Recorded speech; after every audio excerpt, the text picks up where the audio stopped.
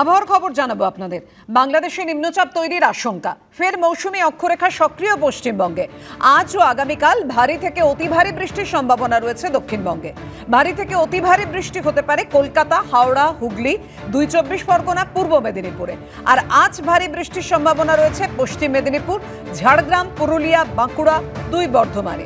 ভারী বৃষ্টির সম্ভাবনা রয়েছে বর্ধমান, বীরভূম, মুর্শিদাবাদ ও নদিয়াতেও। আগামীকালও দক্ষিণবঙ্গের সব জেলাতে ভারী থেকে অতি ভারী বৃষ্টির সতর্কতা রয়েছে।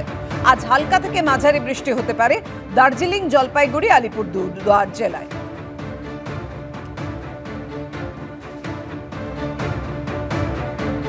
কাল রাত থেকে রবিবার সকাল পর্যন্ত বনগা শাখায় ৩৮টি ট্রেন বাতিল। বিরাটি ও মধ্যমগ্রাম স্টেশনের মাঝে ব্রিজের রক্ষণাবেক্ষণের জন্য ব্যাহত হবে পরিষেবা। কথা বলবো, আমাদের সঙ্গে রয়েছেন আমাদের প্রতিনিধি অরিত্রিক ভট্টাচার্য। অরিত্রিক, কবে কোন কোন ট্রেন বাতিল আর পরিষেবা কবে সম্পূর্ণরূপে স্বাভাবিক হবে? দেখো, শনিবার রাত 10:30 থেকে এই ব্লকটি নেওয়া হচ্ছে।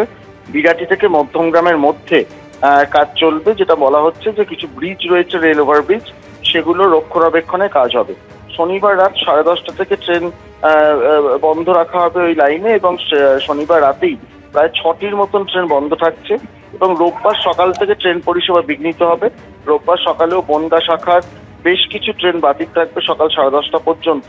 আর কিছু ট্রেনকে নির্দিষ্ট রুটে চালানো হবে, অর্থাৎ বনগা শাখার যেগুলো কিছুটা দূরে যায় লোকাল ট্রেন, সেগুলো বারাসাত থেকে শিয়ালদার মধ্যে যাতায়াত করবে, এমনটাই বলা হচ্ছে। রবিবার সকাল 10:30টার মধ্যে যে কাজ রয়েছে সেটা শেষ করে দেওয়া হবে, এবং তারপর থেকে ধাপে ধাপে পরিস্থিতি স্বাভাবিক হবে, এমনটাই কিন্তু পূর্ব রেল সূত্রে বলা হচ্ছে। ধন্যবাদ অরিত্রিক। রেশন দুর্নীতি মামলায় ফের অ্যাকশন ইডি। রেশন দুর্নীতি মামলায় কলকাতা সহ 7 জায়গায় ইডির আধিকারিকরা তারা তল্লাশি চালাচ্ছেন। কলকাতা, বারাসাত, মেদিনীপুর, কল্যাণী, জয়নগর সহ 7 জায়গায় ইডির তল্লাশি। কথা বলবো, আমাদের সঙ্গে রয়েছেন আমাদের প্রতিনিধি প্রকাশ সিনহা। প্রকাশ, কিসের খোঁজে, কোন তথ্যের সন্ধানে ইডির এই তল্লাশি?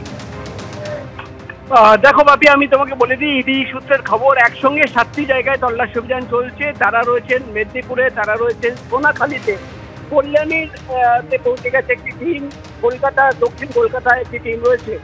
একসঙ্গে 7টি জায়গায় ইডি সূত্রের খবর, রেশন বন্টন দুর্নীতি মামলা তদন্ত করতে গিয়ে একাধিক রেশন ডিস্ট্রিবিউটরদের নাম উঠে আসে, এবং এছাড়া ওপেন মার্কেটে যারা ট্রেডার ছিল তাদের নাম উঠে আসে, এবং বেশ কয়েকজন সরকারি কর্মীদের নাম উঠে আসে, যারা কিন্তু এই দুর্নীতিতে পুরোটাই কিন্তু সাহায্য করেছে। এবং সেই সরকারি কর্মীদের বাড়িতেও পৌঁছে গেছেন ইডি আধিকারিকরা। যেটা প্রাথমিকভাবে আমরা জানতে পারছি, কল্যাণীর একজন ফুড ইন্সপেক্টর সালমা হামরাম, তার বাড়িতে রয়েছেন ইডি অফিসাররা।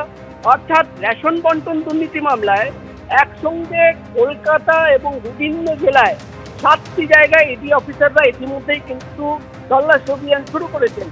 প্রাথমিকভাবে যেটা ইডির তরফে দাবি করা হচ্ছে, যে তারা কিন্তু তদন্ত করতে একাধিক সরকারি অফিসারদের নাম পান, ফুড ইন্সপেক্টর থেকে শুরু করে যারা বেআইনিভাবে এই রেশন বন্টনে সাহায্য করেছে তাদের নাম পাওয়া যায়, এবং বেশ কয়েকটা রেশন ডিস্ট্রিবিউটরদের নাম পাওয়া যায়। তাদেরই কিন্তু বিভিন্ন ঠিকানায় পৌঁছে গেছেন ইডি আধিকারিকরা। আরেকবার তোমাকে বলে দিই, ইডি আধিকারিকরা জয়নগরে রয়েছেন, ইডি আধিকারিকরা মেদিনীপুরে রয়েছেন, সোনাখালীতে রয়েছেন।